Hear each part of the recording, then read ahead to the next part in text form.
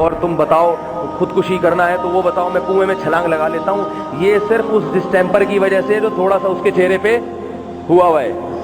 جہاں یہ ڈسٹیمپر تھوڑا سا خراب ہونا شروع ہوا، چہرے پہ جھریاں آئیں، 50 روپے کا بیلنس نہیں ڈال کے دے گا، آسمان کے تارے توڑنا تو دور کی بات۔ حقیقی محبت صرف اپنی ماں سے ہوتی ہے، انسان کو ماں سے۔ حقیقی محبت انسان کو صرف اپنے باپ سے ہوتی ہے۔ ماں کے چہرے پہ جتنی زیادہ سلوٹیں آئیں اتنی ہی اچھی لگتی ہے ماں،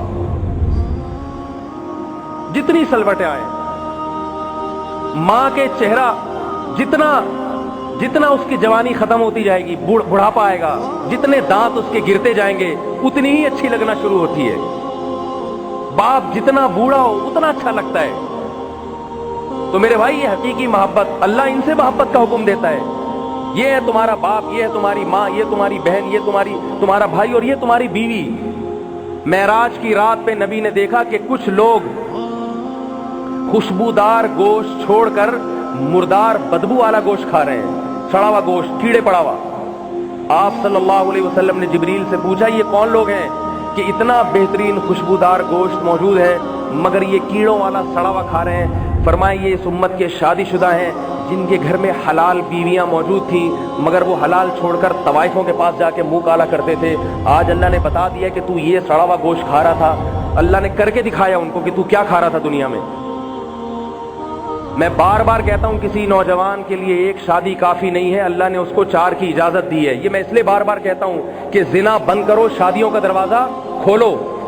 معاشرہ تمہیں کہے گا دوسری حرام، تیسری غلط، خدا تمہیں کہہ رہا ہے کہ تمہارے لیے ایک بیوی کافی نہیں ہے، تم شادی کر لو۔ میرے پاس کئی نوجوان آئے ہیں جو کسی لڑکی سے زنا کے قریب پہنچ چکے تھے، میرا بیان سنا تو دعوت دے دی بھائی نکاح کر لو، زنا نہیں کریں گے، دوسرا نکاح کر لو ہم سے۔ پھر مجھے بتانے کے لیے آئے، اپنی بیوی کو میرے گھر لے کر آئے کہ حضرت یہ میری دوسری بیوی ہے، اگر آپ کا بیان نہ سنتا تو یہ زانیہ ہوتی، میں بھی زانی ہوتا۔ آپ کے بیان کی برکت سے اللہ نے مجھے شادی کی توفیق عطا فرمائی۔ عزت سے ایک پورشن لے کے کرائے پر لے کر اس کو دیا ہوا ہے، اس سے میری اولاد ہونے والی ہے، وہ بھی حلال کی اولاد اور وہ بھی نیک صالح اولاد۔ دعا کرے اللہ اس کو نیک صالح بنا دے۔ تو میرے بھائی شادی کرنا پیغمبروں کی سنت ہے اور زنا کرنا یہ کافروں کی، غیر مسلموں کا طریقہ ہے۔ تو نکاح والا راستہ اختیار کرو، پاکیزہ راستہ۔ زنا، بدکاری، لڑکیوں سے موبائل پہ گھنٹوں گھنٹوں باتیں، ان راستوں کو چھوڑ دو، ان میں گندگی ہے، نحوست ہے۔ مجھے بتاؤ ایک بات کہ نکاح سے پاکیزگی آتی ہے یا زنا سے آتی ہے؟ نور کس کے چہرے پر ہوتا ہے؟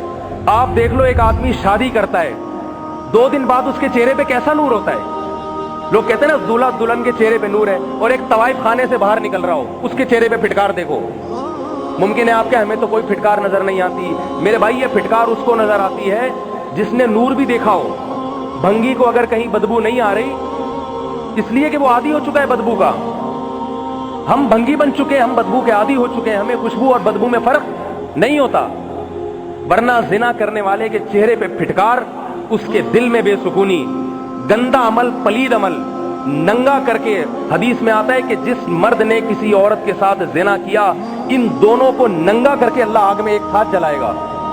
ننگا کرے گا کہ یہاں کر کے دکھاؤ تم، یہی ننگے پن میں ایک دوسرے کو دیکھو، شرمگاہ کو دیکھو اور اس آگ میں جلو تم۔ تو بھائی خدا کے لیے اپنی جان پہ رحم کرو۔ آج رمضان کا آخری دن ہے، توبہ کر لو اللہ سے، توبہ۔ جس نے زنا کیا وہ اللہ سے گڑ گڑا کے توبہ کر لے کہ اے اللہ آج کے بعد یہ گناہ نہیں ہوگا۔ اللہ معافی کرے گا، اس کی رحمت ہے بہت بڑی، معاف کرے گا وہ۔ جس وقت پلٹ گئے اللہ نہیں کہے گا کہ اب کیوں آ رہا ہے، مزے تو اڑا لیے تو نے۔ لیکن یاد رکھو موت کا وقت آ گیا، پھر توبہ کا دروازہ بند ہے، بند۔ توبہ کرتے ہیں بھائی، نہیں کرتے؟ میں سب سے پہلے توبہ کرتا ہوں، اللہ مجھے بچنے کی توفیق دے۔ آپ توبہ کریں، اللہ آپ کو بچنے کی توفیق دے، اور اس رمضان کو ہمارے حق میں حقیقی رحمت بنا دے، ہمارے حق میں حقیقی رحمت بنا دے۔ اللہ تعالیٰ سمجھنے کی، عمل کی توفیق عطا فرمائے۔ سبحانک اللہم و بحمدک۔